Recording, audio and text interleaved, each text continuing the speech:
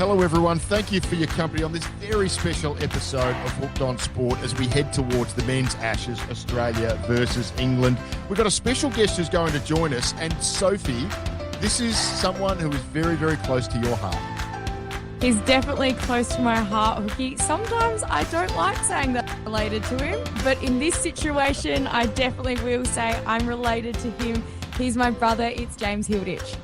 James Hilditch, an incredible career in cricket, started out here in South Australia, became inextricably entwined in the Dutch cricket program over there in the Netherlands, joined Durham in England, and I would say, Soph, pound for pound, knows more about Bazball and what we're going to see from the English cricket team than anyone else who lives in South Australia right now. Why don't we get him onto the show?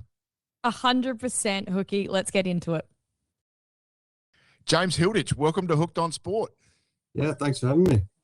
James, let's start with what's going on at the moment. Coaching Adelaide University. It's not all going according to plan, but how are you enjoying it?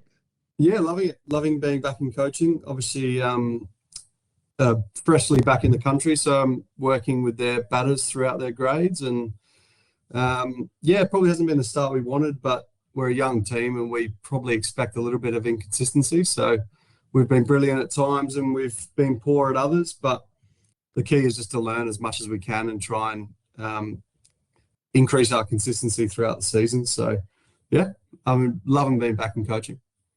You've coached a lot around the world, but nice to get back into clubland. Yeah, love it. Loving being back. Adelaide Uni's got a great structure with young kids that want to learn. It's been awesome. I didn't. When I accepted the role, I didn't even know that they'd turned grade cricket into two divisions. So yes, there's a bit of learning there and what's gone on in the past and stuff like that. But it's been great being back. The Uni in Division 2, and I still have your hot favourites to take out the Division 2 title, mate. Even though the white ball form hasn't been spectacular, I think you'll find you'll win more than you lose in that Division 2 competition, and hopefully see you back where you belong, up in Division 1. In time for next summer. Hey, James, let's just take a step back a bit, mate. You can perhaps just give us a very quick précis of how you have gone from growing up playing your Premier cricket in Adelaide, that ended up in the Netherlands, that ended up coaching in Durham, of all places. Just give us the very, very quick overview of how that all played out, the snapshot. Very quickly, I moved over to the Netherlands with my partner who was furthering her education. I thought that cricket clubs are a great place to meet people. I didn't know how I was going to make money. So Andrew Delmont at Adelaide Uni actually set me up with a club in the Netherlands who said, go over there and play. When I negotiated my contract, I thought it was a great contract, but didn't realise that entailed coaching the entire club. So I basically got over there thinking, I'll just rock up and play, but ended up being there for 50 hours a week and loved it. And basically just got lucky. The assistant coach of the Netherlands at the time was Enoch, who became the director of cricket of South Africa. He quit as Ryan Campbell entered the country, basically. And Ryan Campbell came out and watched me play one day and then just said, I need an assistant coach. Would you like to come to the UAE and mitt some balls for me? And I asked, when's that? And he said, tomorrow. And basically it went from there. So I was on a part-time basis thinking I'd come back to Adelaide 2 years after I left, and ended up doing the Dutch stuff for 6 years, did a few World Cups, and Cambo moved on and took the Durham job and brought me with him, basically. So that's the long and the short of it. Just a couple of World Cups. I know I'm your sister, so I am a number one fan, and I've never worn so much orange in my life, and it's not a colour that particularly suits me. But the whole Hilditch family, I believe, was in Adelaide for the T20 World Cup. You guys didn't just play in a few World Cups. Just talk us through your last World Cup. It was unbelievable when you were coaching the Netherlands for the T20. Yeah, it was a great experience. We travelled around Australia. We went quite well. We actually finished 5 runs off a World Cup semi-final. So which is a bit disappointing. And I was the one that raised it in the coaching group when we beat South Africa in the last game, but they probably didn't want to hear that. But if we lost to Bangladesh by 5 runs, and if we won that game, we would have been in a semi-final. That was an amazing experience beating South Africa at Adelaide Oval. Yeah, it was incredible. It's particularly because all the Pakistan fans got behind us, and it's probably the first time in Dutch cricket history where we got a full stadium of people behind you. So that was great. Yeah, amazing experience. Durham. So let's talk English cricket. Just give us some of the, I guess, contrast between your experience in Australian cricket, club cricket, and the state system here, and how that differs to what you see in the county system in England. I think the most stark difference is the congestion in the schedule in county cricket. They play 14 first-class games. They've got 14 T20s. They've got 100. They've got a 50 over comp. And the weather's not great there, so they condense that into 4.5 months. Lots of traveling on buses and that kind of stuff. So I think with the first class stuff, it probably leans into medium pace bowlers that are sturdy and injury free, that you probably build your team around those guys. First class cricket in Australia, you got time between games. You want your quick bowlers firing. So it's a bit different in that kind of sense. And weirdly enough, leading up to the Ashes, the English have gone away from that medium pace kind of bowler, and they want airspeed. So yeah, it's tough at times to get fast bowlers in England, but the schedule doesn't really allow it, unfortunately. No, not really. But fast bowlers coming to the Ashes, I mean, that's a big vocal point and exactly what I think we're going to be leading you into talking about. But can you just talk us through how the game in England has evolved over your time there? So obviously it's the fast bowlers, but it's also a bit of this Bazball technique, which they're coming after. Well, I mean, I was only there for a couple of years, but what I will say is within that time was the same time that obviously Brendan McCullum took over and Stokes became captain. So the things we did realise is they've been very geared towards this Ashes. So that includes county cricket having multiple kookaburra rounds, which is always tough in wet conditions with a kookaburra. But what they wanted to try and lean into is getting airspeed with their bowlers, bringing the spinners into the game, and trying to prepare different wickets to prepare them for Australia. And the one big thing is that they were very clear on the type of batter they wanted to select and the way they wanted to go about it. So you actually saw probably traditional first-class batters that struck a little bit slower, really trying to push their case to make it for England. A good example from Durham was Alex Lees, who probably struck at under 50 before Bazball, and now he's striking at 75, 80, trying to push his case. So I think they were very clear on who they were going to select, and so players kind of led into that and were chasing it. James, on that basis, do you actually think England, with everything they've done, with all of these preparations around wickets, style of play, even the use of the kookaburra ball, do you think they are well prepared for this Ashes series? Yeah, I do. I do think they're well prepared. I think they've made some bold selections, and I think they've backed who they select. And I think they won't back down from that selection. The interesting thing, and probably something that they haven't thought about, is that Australian wickets in the last 2 or 3 years have been pretty difficult to bat on. They've actually nipped around. You look at like a guy like Scott Boland, who doesn't have, people call him a medium pacer. He played at Durham for a bit. He's not a medium pacer. He's got good pace. But, he's probably a bit back from Stark and Hazelwood and Cummins, but he's probably been the pick of the bowlers at times. So they've gone very heavy on their airspeed and bringing pace to Australia, which remains to be seen whether that's effective. Maybe they're prepared for traditional Australian wickets that don't exist anymore. I don't really know. What I will say is that the quicks they have bought that I've seen are very talented, and I think that they are well prepared. Yeah. So talking about what I just brought back on in the Bazball, could you just explain for our listeners what actually is the Bazball? I know there'll be a couple of Australians who have no idea what we're talking about. I guess that depends on who you ask. to be honest. I'm interested in your definition of it, James, because I think that is someone who's lived English cricket. I mean, we just think it's sort of like this high octane way of playing the game, but I imagine there's more to it than that. And you've probably studied it from inside and have a far greater insight than us. Well, from players that have been in the inner circle that I've worked with, they basically talk about three things, and that is chasing the ball to the boundary. When you're bowling, your mentality is taking wickets. And when you're batting, all you're trying to do is transfer pressure on the opposition. So they're the three things that they want to tick the box of.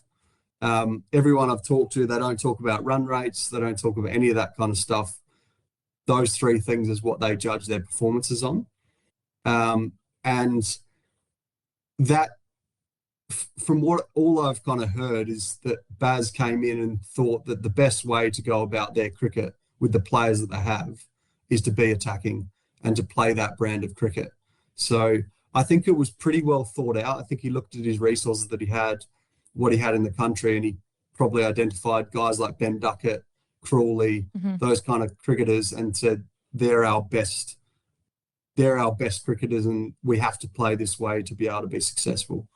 And probably looking back at when he took over England, they had not been successful, and he probably thought that they needed to really, take away the pressure of the players and kind of release their talent. So Bazball, I know from the English perspective, they don't really like to talk about it. They think it's a media hype thing, and it's kind of obsessed with in the media, but for them, it's just nailing those three things and doing them as well as they can. So it's almost like a mentality shift for them to take off some of the pressure rather than an outright technique. Is that a stupid question a little bit, but kind of, yeah. I think Baz's whole mentality is to try and take pressure off the players. Yep. And just try and help them express their talent as much as he can. Yeah. Does it work, James? Look, I think they've got better. So I think when they first came out, they probably were a little bit naive, took too many risks, made mistakes. But I think they're learning. I think they're obviously a lot younger cricket side in Australia and on a different kind of path. So I think they're getting better at it. Do I think that it works? I think that remains to be seen. If they come to Australia and win in Australia, it obviously works. If they come and lose 5-0, then it's what they've done previously. So I don't think they'll mind.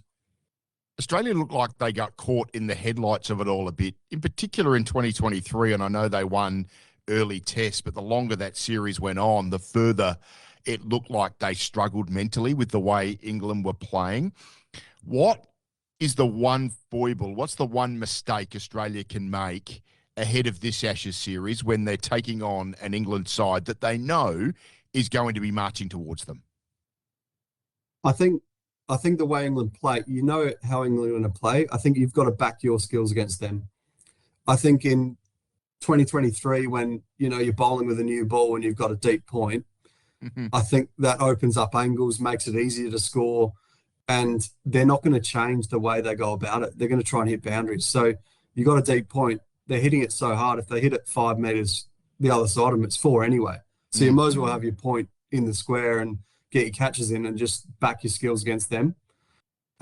So I think the main thing is it's going to be skill versus skill, and they've got to back themselves because England will back their skills over them. So do you think spicy wickets are going to suit Australia, or do you reckon that could backfire for these recent Ashes? These upcoming Ashes, I should say.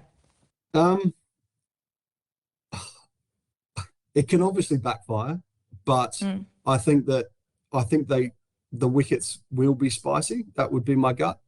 And I think that leans into Australia's strength and England's weakness.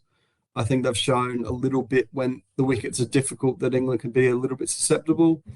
They can take a little bit too many risks. Having said that, I probably saw some improvement in England's game in New Zealand, where it did nip around a bit in the Test series, and they did come out on top of that. So, look, I think it can backfire, but I think that it's probably the best way to nullify their main strength, which I think is their batting.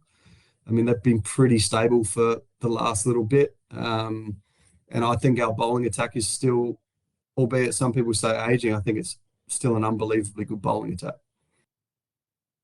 What else can expose Bazball? So we've talked about the mistakes that Australia can't make. What are some of the things that can find it out? What's, in your experience, has English cricket succumbed to? And I remember Dizzy produced a couple of absolute turners when they played in Pakistan. They produced the same wicket 2 times, and that became a complete dust bowl. I don't think we'll see anything like that in Australia. But what are some of the things that brings Bazball undone?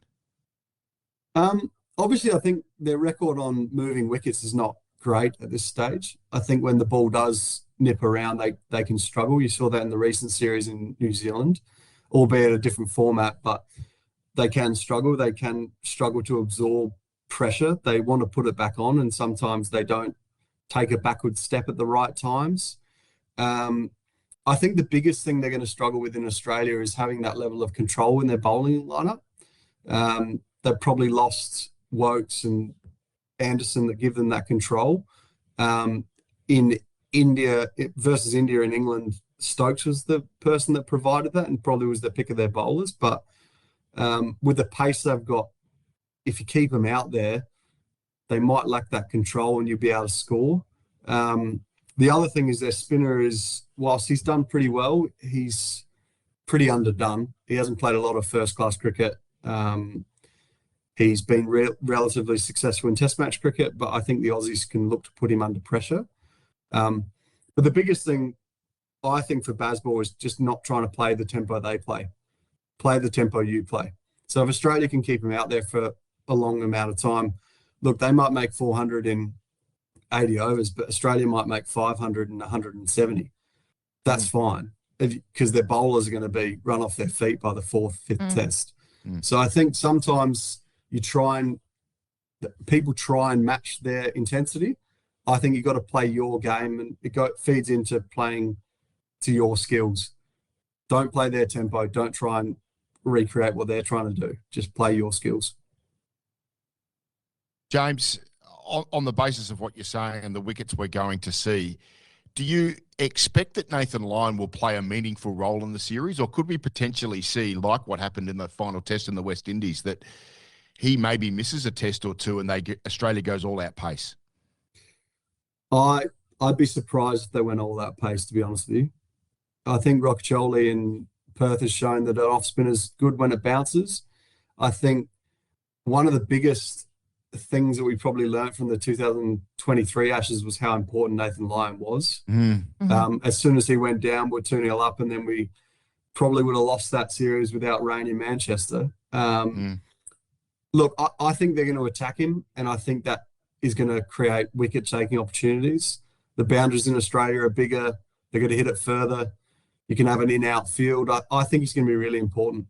And I also think he can hold an end, which maybe their spinner can't. Maybe Bashir can't hold an end at this stage of his career. So, yes, recent series, he probably hasn't bowled as much as he usually does in Australia, but I really think he's going to be important in this Ashes. We're talking about the Ashes in 2023. What do you reckon England has learnt from that and will be bringing to this Ashes? We reckon England has learned, or Australia? England. I think England will take a lot of confidence from that Ashes. I think most of the sentiment from Australia leading up to that Ashes was that England couldn't do it to our bowling attack. And I think they prove they can, albeit on docile flat wickets, which is not going to be the case, I suspect, in Australia. So I think England will take some confidence. I think they're a lot better side than in 2023. I think they've played a lot of competitive cricket. They've played in New Zealand. They beat Pakistan. They had a good series against India, albeit they didn't win. But look, I think they will realise in that series probably naivety cost them that series. And if they were a little bit less Bazball-y, for lack of a better word, I think they might have won that series.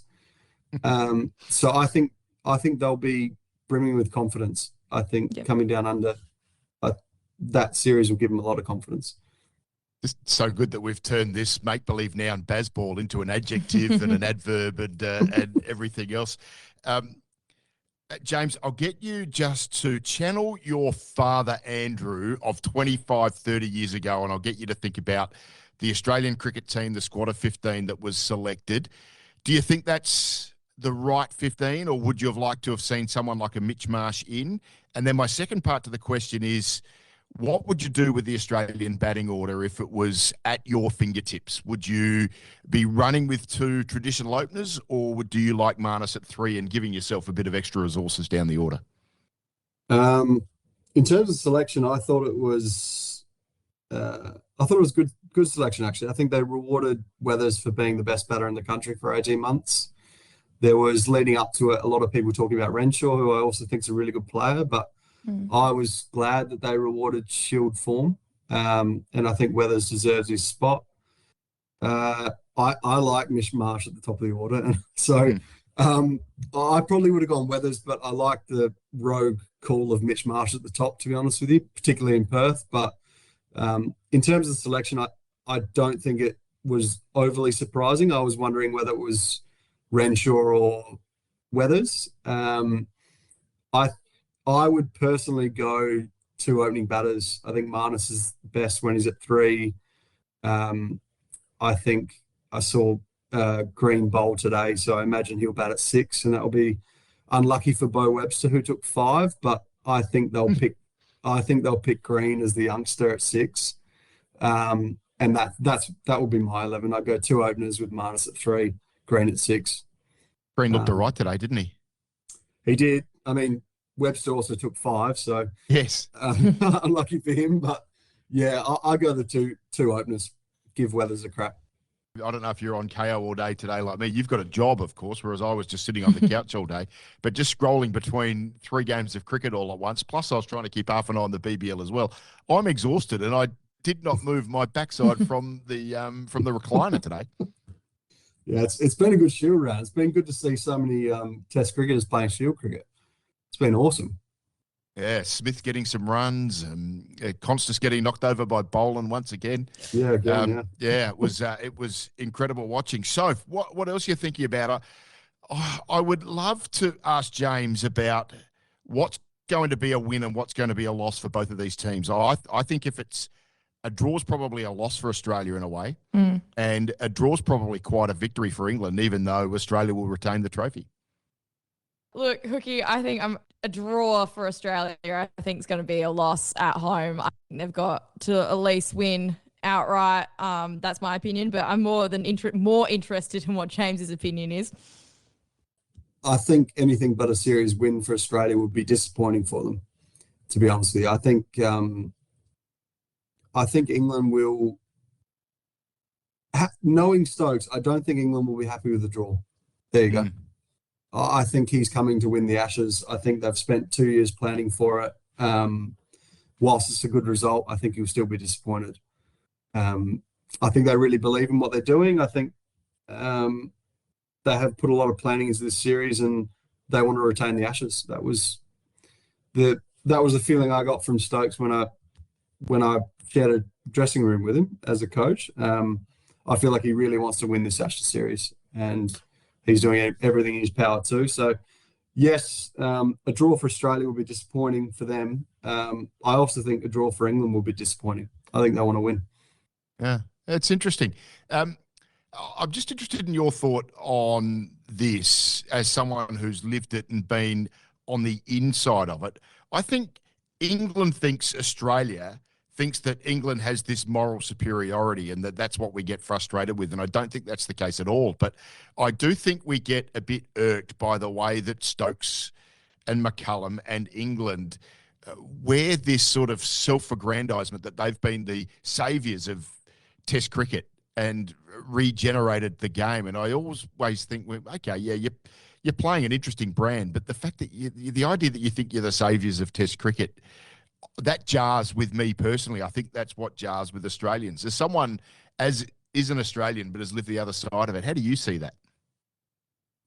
Well, I think Australia were playing Bazball in the early 2000s, in terms of if you go back to that. So I kind of understand why it irks Australians, but I also don't buy into that they think they're superior. I think there's maybe been some daft comments by players in the media, but having known what the messaging in the change room is, it's super positive, and they've probably just repeated that in the media, and they've clippeted those little bits and put it out, and it's very easy to get that little clip and misconstrue an interview.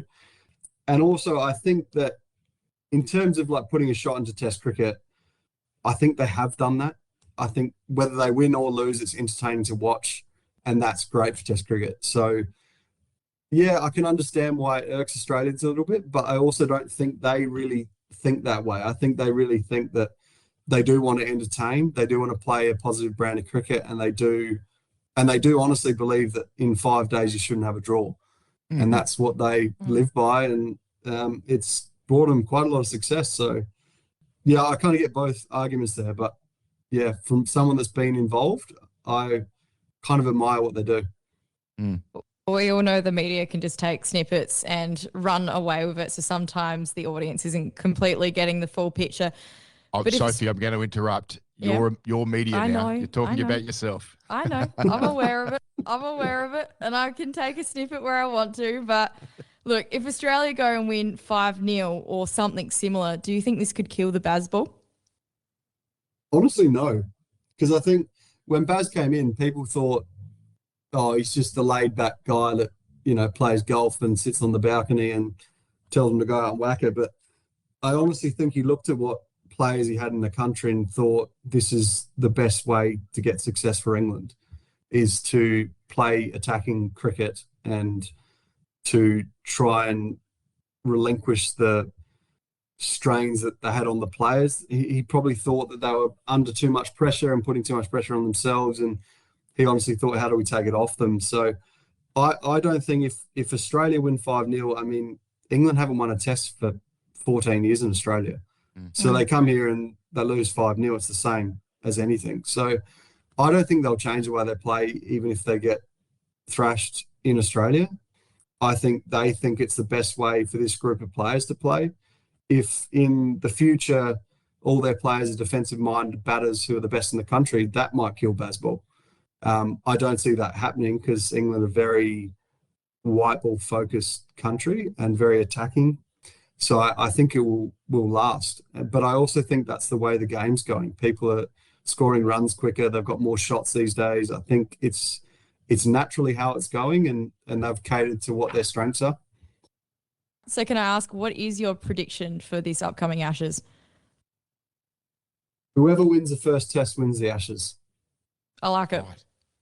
That's my prediction.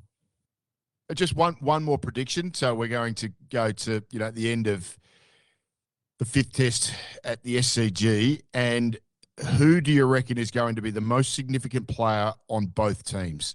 Most significant Australian, most significant English player?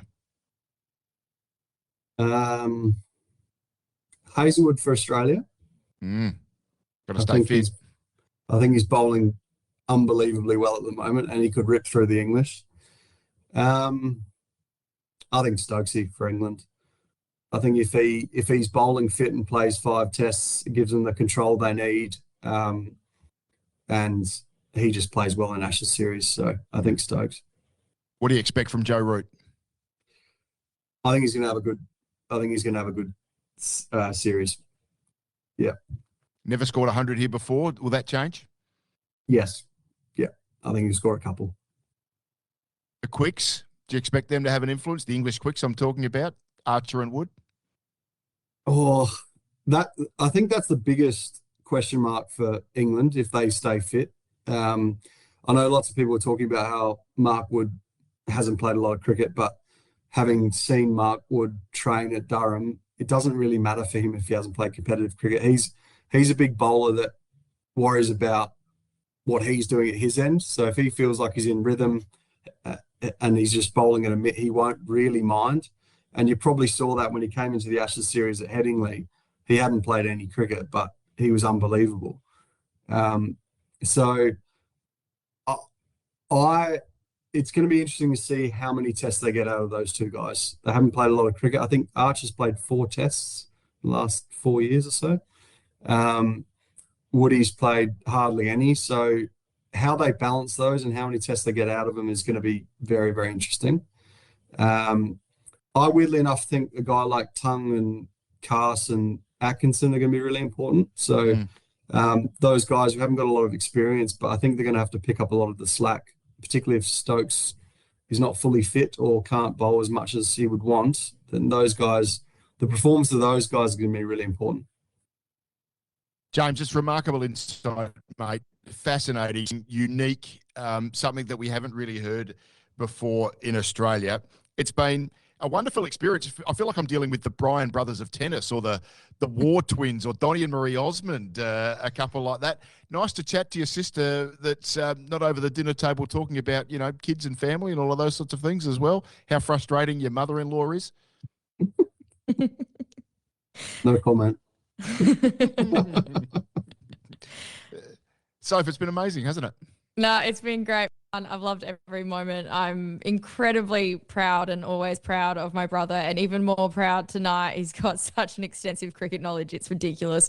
And he doesn't often share it. So I'm incredibly happy that he agreed to come on tonight. And James, I'll see you back at the dinner room table probably, but talking only nice things about our mother-in-laws. Thank you very much, Hooky. James, incredible, mate. Thank you so much. Your insight is invaluable. We look forward to sharing it with our listeners in the next 36 hours, I think. Really appreciate your time at Hooked on Sport. Awesome. Thank you very much for having me.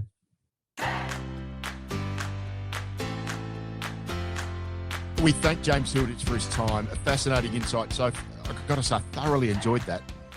Yeah, that was so much fun. I actually didn't think I was going to have as much fun as I would, but wow, his cricket knowledge is just unbelievable. I don't often get to see that side of my brother. We're normally talking about lots of other things. So I was actually just captivated the whole time. Yeah, so I was a little bit worried for a while that you were going to lose your title as my favourite Hilditch. You've held on, but only just because, I learnt so much out of that. I think that's probably the thing for me. There was some stuff about English cricket that I did not understand, and I feel like James explained that with such clarity, and I'm the richer for having been part of that conversation.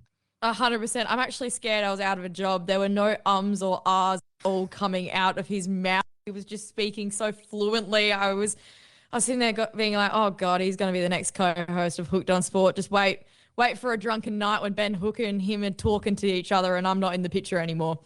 I think if anyone does get replaced, it'll be me. It'll become Hilditch on Sport very, very shortly. So thank you so much. Great to chat with you. Great to chat with your brother.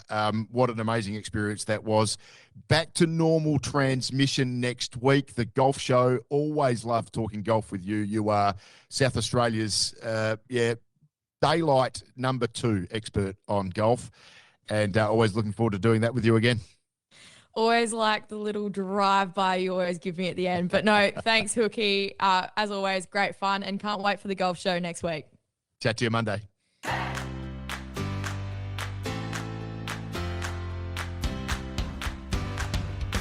That stumps on this episode of the Hooked on Sport Cricket Show. Thanks for listening. Help us reach more cricket-minded people just like you by following us and leaving a review. We look forward to your company next time on the Hooked on Sport Cricket Show.